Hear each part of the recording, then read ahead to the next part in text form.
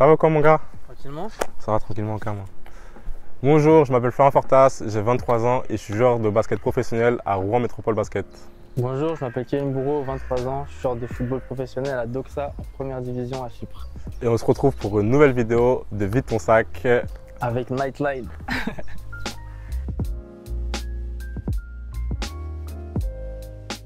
Et toi du coup, comment le sport ça te fait sentir mieux dans ta tête un peu? Ouais, forcément, déjà c'est ce que j'aime faire le plus au monde je pense. Et puis même du moment que j'arrive sur le terrain, je me sens libre, je me sens bien.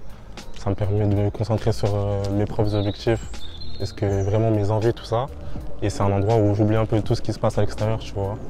Je suis un peu dans ma bulle et ouais, forcément, je me sens super bien quand j'arrive sur un terrain de basket. Et toi, du coup? Moi, c'est pareil, hein. Comme tu as dit, ça permet de faire le vide. En vrai, tu es focus sur ce que tu es en train de faire. C'est la passion, en vrai.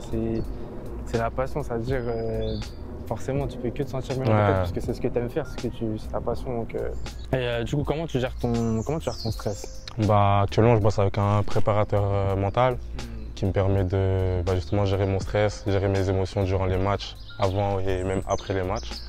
Du coup, je bosse principalement avec lui pour gérer tout ce qui est stress, émotions, etc. Et voilà, on utilise plusieurs méthodes comme par exemple la méditation avant les matchs. Je revisionne aussi les matchs, mes highlights ou mes bons matchs avant le match qui arrive pour me sentir en confiance, etc. Donc voilà, il y a plusieurs petits tips qui me permettent de gérer et de ne plus penser au stress. Et toi, du coup, c'est quoi tes méthodes, tout ça? C'est pareil, le stress, moi, c'est plus basé sur la confiance, comme tu dis, de revoir un peu tes highlights, ce que tu as fait dernièrement, que ce soit dans les matchs, dans les entraînements. Après, moi, je suis plus dans... Pareil, ça peut être de la méditation ou même de la musique avant les matchs. C'est comme une routine, c'est un rituel pour gérer tout ça. Après, c'est en fonction de ton corps, tu vois, tu connais ton corps, tu sais comment aborder les matchs, etc. Et puis oui, si les préparateurs mentaux, etc. peuvent s'ajouter à ça. Après, je pense qu'il y a un bon stress et un mauvais stress, tu vois. C'est ça. Moi, perso, avant tous les matchs, je stresse un peu, mais je pense que c'est quelque chose qui me permet d'être concentré, tu vois. C'est ça. Et de donner le meilleur de moi-même, car vas-y, en vrai, quand je stresse pas, c'est que je suis trop en confiance. Et là, du coup, je peux m'éparpiller et tout. Faut que ça reste de la bonne pression. Ouais. Et du coup, toi, avant les matchs, il se passe quoi dans ta tête? Moi, dans ma tête, avant les matchs, en tout premier, comme je t'ai dit tout à l'heure, j'essaie de faire le vide.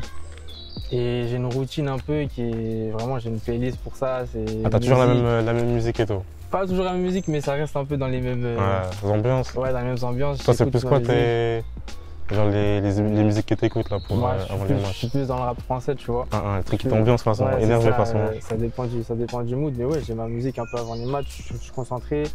Je fais tout ce qui est mobilité, tout ce qui est étirement un peu tout seul dans ma bulle. Et puis une fois que c'est parti. Hein. Mais même genre, tu vois, peut-être 3-4 heures avant les matchs, tu te sens comment? Tu te sens bien? Tu te sens stressé? Tu penses à ton match? Forcément, même la veille du match, c'est dans ma tête, je suis focus dessus, tu vois. Faut bien dormir, bien manger. Et voilà, en vrai, focus sur le match. Parce que faut toujours prendre match par match, tu vois. Pas penser à la semaine prochaine ou quoi, faut penser vraiment qu'à celui-là. Donc quand le match il arrive, les heures elles se rapprochent, forcément le stress il augmente un peu, mais c'est de la bonne pression comme on a dit. Ça reste de la bonne pression, bien dormir, bien manger, et voilà. Hein. Toi c'est le même je pense? Ouais, à peu près la même chose. Après moi le jour de match j'aime bien ne pas penser au match, tu vois. Le matin nous on a le shooting généralement à 10h.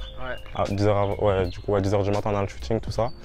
Donc tu revois les systèmes, tu revois la tactique que tu dois mettre en place le soir même pour le match. Après, entre le shooting et le match, je fais ma sieste, je fais ma méditation, mais voilà, j'essaie de penser à autre chose, tu vois. Appeler mes amis, mes proches, discuter d'autre chose que le basket, écouter beaucoup de musique, m'ambiancer tout seul, tu vois, dans ma chambre ou chez moi. Et une fois que j'arrive sur le terrain, là, je suis concentré. J'arrive pas à rester genre concentré toute une journée, parce qu'après, je sais pas, quand j'arrive sur le terrain, je me sens fatigué ou... Tu vois, mentalement, c'est dur. J'appelle aussi mon préparateur mental, où on se discute beaucoup par message et tout avant les matchs. Il me remet en mémoire, il me rappelle ce que je dois faire et privilégier l'intensité, tu vois, sur le terrain, même si je rate quelques trucs, toujours être dans l'intensité. Et voilà, Et du coup, comment tu gères des pics d'émotion? Parce que je sais qu'il y a des pics d'émotion dans les matchs, ça peut aller d'un côté comme de l'autre. Ouais, fort. Tu peux être grave heureux et 30 secondes après, grave triste parce que t'as raté un panier. Mais en vrai, je pense que le plus important, c'est de rester dans le moment présent, peu importe ce qui se passe sur le terrain, peu importe ce que tu fais. Il faut se dire que voilà, tu as beau rater un shoot ou même 10 shoots auparavant, il faut garder la confiance, se dire que vas-y, le prochain, ça y va être dedans. Et même à contrario, tu peux en mettre 10. Il ne faut pas non plus avoir trop confiance en soi en se disant que forcément le prochain va rentrer. Il faut rester concentré. Donc ouais, je pense que le plus important, c'est de voilà, rester dans le moment présent, de ne pas penser à ses erreurs ou ne pas rester bloqué sur un panier marqué. Conscient de tes qualités en vrai. Ouais, voilà, c'est ça. Ouais, voilà, c'est ça. Et puis même, c'est pas parce que voilà, tu as raté 10 shoots que le match il est terminé, il y a encore peut-être 20 minutes à jouer, ou c'est pas parce que tu en as mis 10 que voilà, le match est terminé non plus, tu vois, il faut terminer le boulot. Donc voilà, j'essaie de rester le plus dans le moment présent, dans le présent. Et du coup, en parlant d'émotions, toi, tu consultes des psys ou des personnes comme ça pour t'aider à... Vraiment, en toute honnêteté, je suis pas trop le genre de personne qui va penser tout de suite à consulter un psy ou quoi, tu vois. Moi, je suis plus avec mes proches. Ouais. Je suis plus avec ma mère, je parle beaucoup avec ma mère, avec mes frères, avec ma copine, en vrai, tu vois. C'est à qui je pense en premier quand j'ai...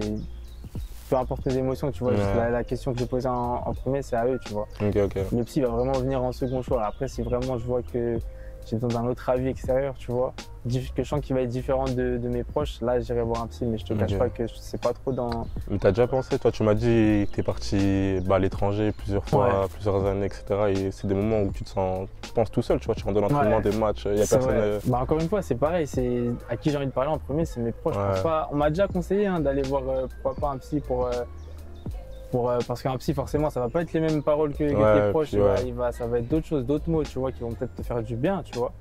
Mais moi, je suis plus ce genre de personne à parler beaucoup avec mes proches, de tout et de rien en vrai. Mais principalement par rapport au sport, je me dirige directement vers eux. Mais je devrais peut-être consulter pour voir un peu ce que ça pourrait dire de différent. Et en vrai, justement, par rapport à ça, est-ce que tu as déjà eu une période où tu t'es dit, en vrai, est-ce que tu as déjà pensé à arrêter carrément en vrai? Ouais, il y a des moments compliqués. Hein. Et ouais, il y a eu une période, ma dernière année de formation, où je jouais un peu avec les professionnels en première division. Elle était très très compliquée parce que forcément, quand tu joues avec les jeunes, tu domines, tu vois, ta catégorie, tu es l'un des plus forts, entre guillemets, etc. Quand tu es avec les pros, tu n'as pas forcément les mêmes responsabilités, le même rôle, tu vois. Déjà, la transition elle était compliquée et puis même le fait de ne pas forcément beaucoup jouer avec les pros, ça fait mal un peu. Tu as l'habitude de jouer, d'avoir du temps de jeu, un minimum de responsabilité et tout. Et quand tu es avec les pros, tu ne retrouves pas tout ça. Donc la transition était compliquée. Et ouais, c'est un moment où ça m'a fait mal un peu, tu vois. Et j'ai pensé, arrêter. Mais ça n'a pas duré longtemps, ça a duré peut-être 1 ou 2 mois. Après, il y a eu beaucoup d'événements, tu vois. C'était juste après le Covid où il y avait le couvre-feu, tu pouvais pas sortir, tu voyais pas tes amis. Il y avait ça, sentiment parlant, ça allait pas non plus, tu vois, avec ma copine. Donc il y avait beaucoup de trucs qui ont fait que je prenais plus beaucoup de plaisir à aller à l'entraînement, à jouer, etc. Et moi je suis une personne, je fonctionne grave avec la notion de plaisir. Si je prends aucun plaisir, je suis plus la même personne sur le terrain et même je suis plus la même personne en dehors du terrain. Donc j'avais plus cette notion de plaisir et franchement j'ai pensé à arrêter. Après j'ai changé de club, je suis parti dans un niveau un peu plus bas et j'ai retrouvé justement cette notion de plaisir et ça m'a redonné goût au basketball et au sport et du coup j'ai continué, heureusement d'ailleurs. Tu vois, depuis tout à l'heure on parle du sport et tout, tu vois, Dieu merci ça a fonctionné pour nous je veux dire. Mais si tu n'avais pas été sportif, tu aurais fait quoi toi? Tu as déjà pensé à... j'ai déjà pensé, mais vaguement, tu vois, moi ça a toujours été le foot dans ma tête en vrai depuis toujours.